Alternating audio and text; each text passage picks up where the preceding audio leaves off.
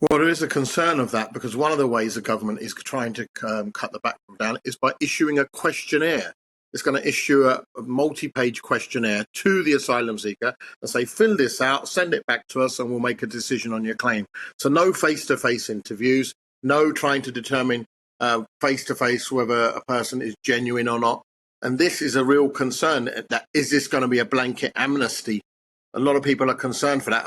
And are the government, just by reducing the backlog, actually going to grant people asylum? Say, here you go, backlog finished, but then not tell us that 100,000 people have been granted asylum in the UK. So there is a concern for that. There is a way to fast-track claims. Labour used to do it in 14, 15 days. And Labour used to send back 60,000 people a year. But since this government's been in power, since 2011 and 2012, the figures really do not favour them.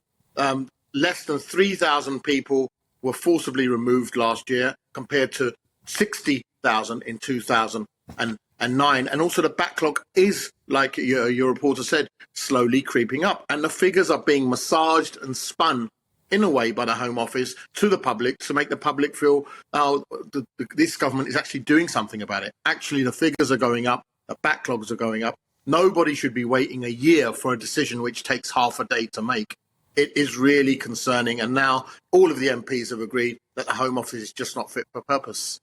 The Home Office is not fit for purpose. Perhaps the entire system needs a rethink. I mean, as you just said, 430 days on average for an application for asylum to be considered. That's an awful long time. And then on top of that, this report out today has also found that it risks seeing people in genuine need, genuine asylum seekers, not having their application properly considered. Well, that means that this is a system that's not even fit for purpose, is it?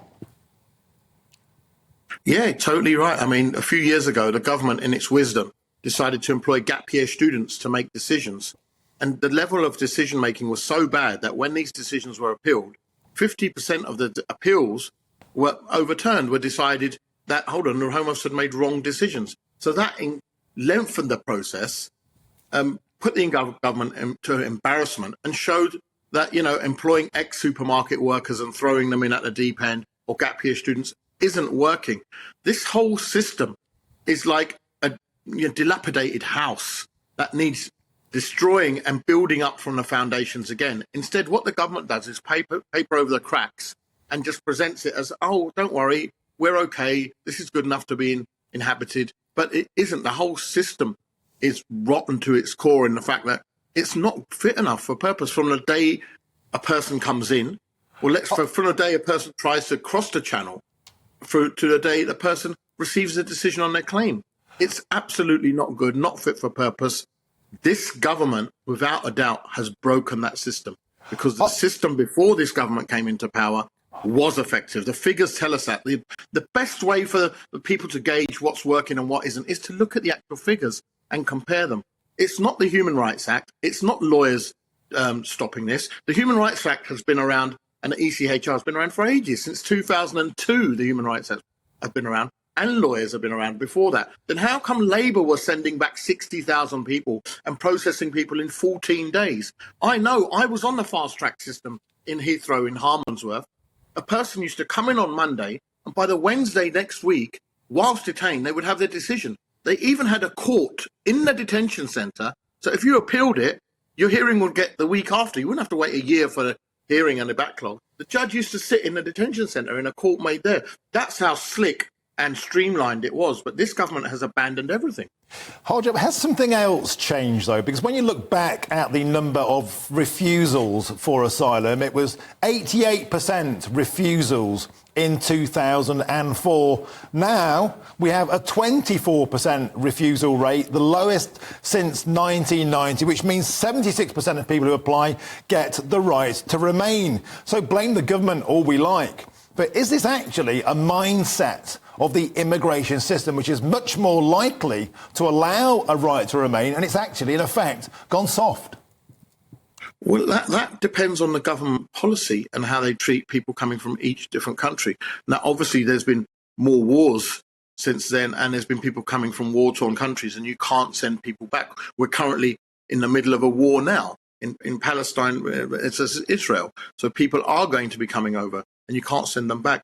But the fact is, once you're taking 2 years to make a decision, people develop rights here. People develop friends, families, partners, children. In the time it takes for a decision to be made, people can have a kid. And what are you going to say to that kid? That you have to go back as well to a country they've never been to, they've never been born into. So this is once again the problem of this government has created.